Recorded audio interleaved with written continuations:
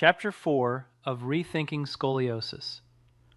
Rethinking Scoliosis as a whole body condition. Imagine you are staring at an X-ray that shows a spine bending like a question mark. Yet a growing body of science now says that picture tells only a tiny part of the story, because scoliosis is actually a whole body puzzle made of many invisible pieces that fit together in ways doctors once ignored. The curve you see on film is the final shape that happens when genes, brain chemicals, hormones, and everyday nutrition fall out of harmony. So treating only the bones is like painting over rust without fixing the metal underneath. Recent studies reveal that certain families share gene patterns that make bones softer, ligaments stretchier, or growth signals louder, which means a child can inherit a hidden push toward curving even before the first baby step. And common examples include slow-acting COMT genes that leave too much estrogen-like signal swirling around spinal growth plates, or MTHFR variants that weaken the body's ability to activate folate, robbing cells of the fuel they need to build strong collagen walls inside each vertebra. At the same time, brain messengers such as serotonin, dopamine, and norepinephrine guide muscle tone and posture by telling core muscles when to tighten and relax. Yet researchers have tracked lower serotonin and higher norepinephrine in many scoliosis patients, creating a split-second delay that lets gravity tug the spine off-center thousands of times each day. Over years, those tiny slips stack up like pennies in a jar until the curve becomes visible. Hormones add another twist, because the biggest bends often speed up during puberty, when growth hormone surges stretch bones faster than the spinal cord growth can keep up. And estrogen swings can soften ligament collagen, so the very chemistry meant to turn kids into adults also sets the stage for rapid curve progression, unless balance is restored. Metabolic factors play a powerful supporting role as well. Low vitamin D levels, common in indoor screens and homework lifestyles, leave bones porous, while missing minerals such as magnesium and zinc weaken the enzymes that knit new bone strands together. Even gut health matters, because the microbiome helps process those minerals, and studies show that kids with certain bacterial patterns absorb less calcium no matter how much milk they drink. When you line up all these layers, genes as the blueprint, neurotransmitters as the wiring, hormones as the timers, and nutrients as the raw materials, it becomes clear that the Cobb angle, the simple number measured between two tilted vertebrae, is more like a warning light on a dashboard than a complete diagnosis. And turning off that light for good means opening the hood to inspect every system underneath.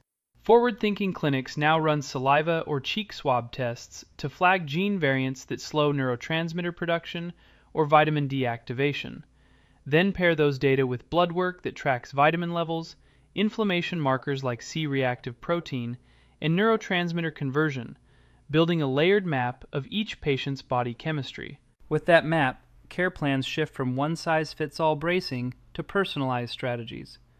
Methylfolate and methyl B12 can bypass an MTHFR roadblock. Magnesium glycinate at bedtime can calm overfiring nerves. And a daily dose of vitamin D3 with K2 can steer calcium into bone rather than soft tissues. Nutrition is matched with movement programs, such as reflex-based exercise suits that add gentle resistance to every step, training the nervous system to fire core muscles in correct sequences. And this brain-body retraining is boosted by balancing neurotransmitters through amino acid blends that raise serotonin or stabilize dopamine, showing how biochemistry and biomechanics can work like two hands clapping in rhythm. Sleep, too, becomes a medical tool, because melatonin released at night not only guides circadian rhythm, but also acts as a bone antioxidant. Kids with low night melatonin show faster curve progression, so clinicians might suggest darker bedrooms, earlier bedtimes, or small melatonin drops to restore the nightly repair cycle. Stress management joins the plan, since high cortisol drains bone density and tightens chest muscles, so simple breathing drills, guided imagery, or yoga poses can lower cortisol levels measured in morning saliva, proving that mental health echoes through the spine. All these elements underline the chapter's main point. Scoliosis care must zoom out from the curve to the whole canvas of the body. Otherwise, doctors risk fixing a single symptom while the hidden drivers continue to nudge the spine sideways.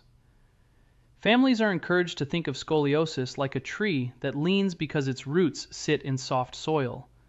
Straightening the trunk without firming the ground will never last, so modern treatment mixes mechanical support, such as dynamic braces that allow movement, with soil-strengthening tactics like targeted supplements, balanced meals rich in leafy greens, nuts, and omega-3 fish, and lifestyle habits that nurture healthy hormone rhythms. Importantly, this new approach does not throw away past tools.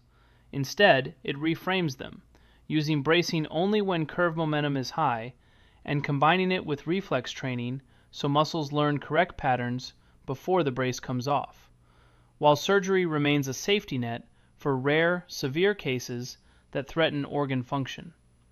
But surgeons now also test vitamin D and parathyroid levels before fusing bones, reducing recovery problems. This chapter closes by reminding readers that progress in scoliosis care mirrors progress in science as a whole.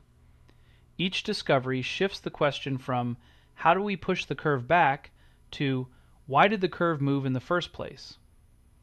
When clinicians, researchers, and families embrace that deeper question, they unlock tools that act earlier, hurt less, and aim for lifelong resilience rather than short-term straightness.